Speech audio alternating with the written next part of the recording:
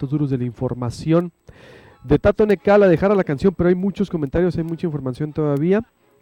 Y nos vemos ahí. Paul Zavala Rivera, ¿dónde puedo comprar el libro? Ahí en la librería de la Universidad de Sonora, ya lo dijo por acá. Más medio la columna, ahorita los leo. Guillermo Noriega, felicidades, qué orgullo. La verdad que sí. Mario Bravo, excelente entrevista, gran tema, plenamente. Yolanda, cuando fui a Ámsterdam me platicó una persona de allá que al legalizarlas se acabaron las matanzas. Con las drogas pasamos de la eugenesia estatal al mercado de la inseguridad internacional. Buen libro, me dice por acá Emanuel Meraz Yepis. Luis Orlando Nájera, ya están cobrando los impuestos a sus marihuanos. Qué chistoso, pero cierto lo que dice Froilán. Es decir, Sonorense G dice, por medio de las drogas es la manera en que gringos hacen guerra aquí en México como hacen en tantos países y con el dinero. Oswaldo Torres, ¿dónde puedo adquirir el libro? En la librería de la Universidad de Sonora, ya lo decíamos, del material. Conrado Quesada, saludos colega y amigo. Gran tema, felicidades. Su libro debe ser lectura obligada para entender nuestra realidad, a leer plenamente de acuerdo. Es decir, tiene que leerse este libro. José Silva, aquí es otra opción en Amazon, pero es ebook. Le estamos dando RT. Irma Romo, es muy interesante su exposición durante el seminario. Un abrazo a los dos. Saludos a Froilán. Estuvimos con él en un seminario sobre violencia y narcotráfico organizado por la Unison.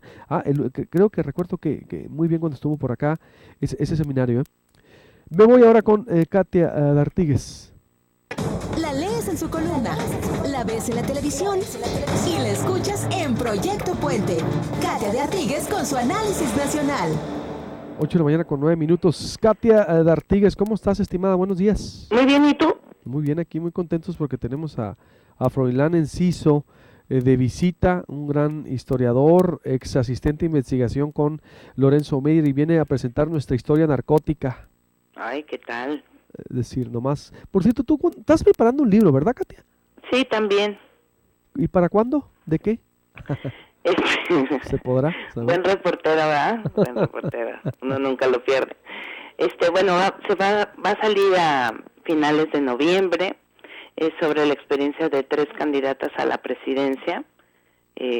Cecilia Soto, Patricia Mercado y Josefina Vázquez Mota. La historia de su campaña, pero sobre todo de lo que sí hicieron bien y de lo que no hicieron bien, para que otras candidatas puedan aprender pues de los errores, de sus sugerencias, y pues al final del libro son 25 recomendaciones puntuales sobre qué sí hacer y qué no hacer. Oye, bien, las sonorenses las dos, ¿no? Cecilia Soto y Patricia Mercado.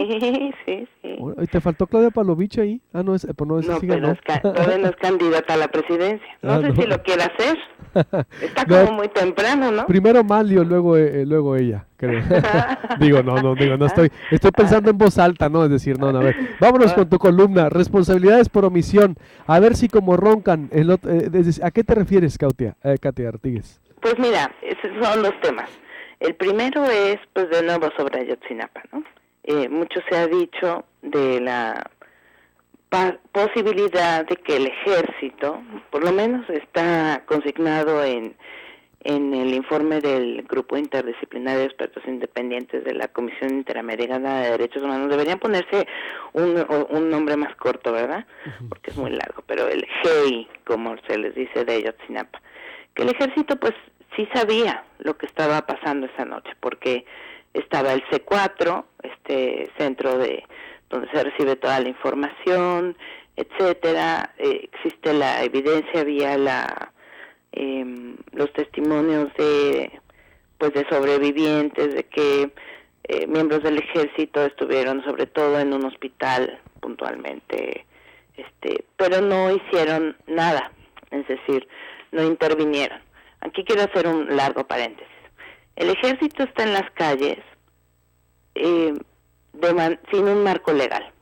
Lo están haciendo, yo creo, lo quiero decir con mucho respeto para el ejército mexicano, por lealtad al presidente, que es su comandante supremo, que los mandó a hacer una labor que no les corresponde, que es el de la policía, ¿no?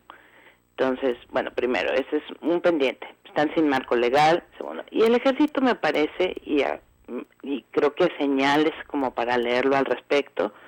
Ayer mismo yo también estuve platicando con un miembro del ejército que no puedo citar, pero citemos las cosas que sí son públicas, como por ejemplo la entrevista que le dio a Carlos Benavides, el secretario de la Defensa Salvador Cienfuegos, ¿no? Uh-huh.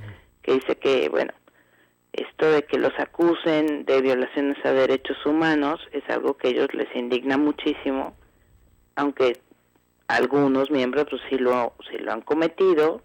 Me parece que además es algo lógico. Creo que también hay que reconocer el esfuerzo que ha hecho el ejército por capacitarse en derechos humanos, etcétera. Pero están afuera, para resumir, en una labor que no les corresponde, que le corresponde a la policía, y ciertamente estos señalamientos de violaciones a derechos humanos, sobre todo Tlatlaya, pues les indigna mucho, ¿no? Uh-huh. Nada más como contexto. Entonces, volvemos a Ayotzinapa. El ejército sabía, me parece, no ha querido declarar, lo hará ante el Ministerio Público. Los miembros del Grupo Interdisciplinario de Expertos Independientes de Ayotzinapa han pedido hablar con ellos directamente, se les ha negado.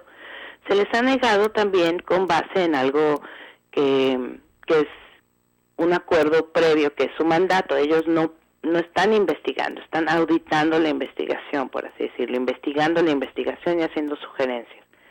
Nadie en este país más que el Ministerio Público puede tomar declaraciones. Sin embargo, sí se les ha permitido que con otros actores han estado presentes, pero con el ejército se han topado con pared. Ahora, lo que yo digo en mi columna hoy es, tras este largo periplo, es, ¿puede haber una responsabilidad por omisión? Es decir, yo creo que el ejército efectivamente no, en Ayotzinapa, por lo que hemos visto hasta ahora, insisto, la investigación sigue abierta, etcétera, no mató a nadie, ¿no? Uh-huh. Pero al saber que estaban siendo violados derechos humanos, que estaban siendo detenidos jóvenes que quizás sabían que, no sé, los habían matado, etcétera, puede haber una responsabilidad por omisión, por no hacer, y yo creo que podría ser, ¿no? Es decir, este no es un delito, recordemos que son violaciones a derechos humanos. Los únicos que pueden violar derechos humanos es el Estado mexicano. Sin embargo, pues el ejército, cualquier miembro del ejército, cualquier policía, por eso se dice que en el caso de la desaparición de los de Ayotzinapa fue el Estado, en el sentido de que el Estado, que es este ente grande de autoridades que se dedican a cuidarnos, ¿no? Que deben responsabilizarse por el bien de la ciudadanía, si cometen alguna violación, aunque sea un policía, pues fue el Estado. ¿Se me explico? Sí. Es importante decirlo. Ellos, que son los encargados de cuidarnos a nosotros, tienen una responsabilidad mayor, aunque sea un policía corrupto, porque bueno, él depende de otro mando, que depende, es muy diferente a que un delincuente lo haga. Las violaciones de derechos humanos solamente las comete el Estado contra los ciudadanos, por eso los delincuentes no violan derechos humanos, ellos están Exacto. Fuera de la ley, es otra cosa, ¿no?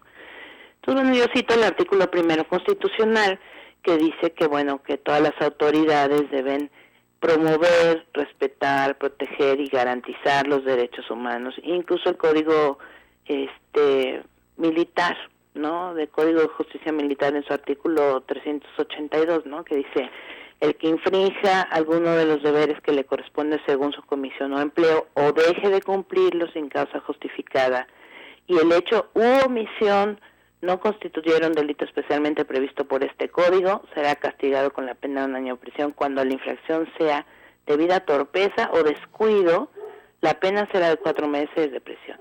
Si resultare daño a algún individuo, se procederá conforme a las reglas generales sobre aplicación de estas penas, ¿no?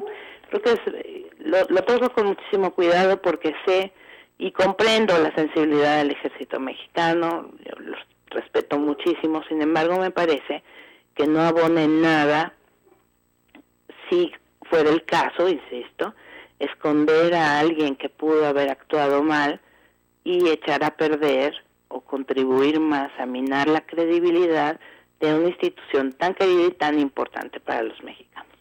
como es el ejército. Oye, pero estas historias me recuerdan y hago paralelismo con lo que estoy leyendo acá de nuestra historia narcótica, de cómo en los 60, 70 llegaba el ejército a destruir plantíos a meterse a los poblados de Sinaloa, donde se emergió el Triángulo Dorado, Chihuahua, eh, Sinaloa y Durango, y cómo es que se violaron muchos derechos y también es una de las, vamos a decirlo, o líneas que impulsa Froilán Enciso es investigar todo lo que ha pasado con esta narcoguerra mexicana desde décadas, pero que pareciera que esa institución con la que más confiamos los mexicanos, pues mira el nivel de la omisión, Katia. Mira el nivel de la omisión de que nos tiene por aquí atorados en el caso de Ayotzinapa.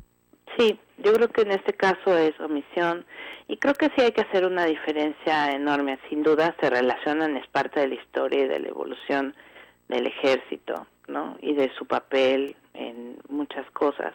Pero creo que el ejército sí ha dado pasos importantes para prepararse, para meter el tema de derechos humanos, de la progresividad, etcétera, ¿no?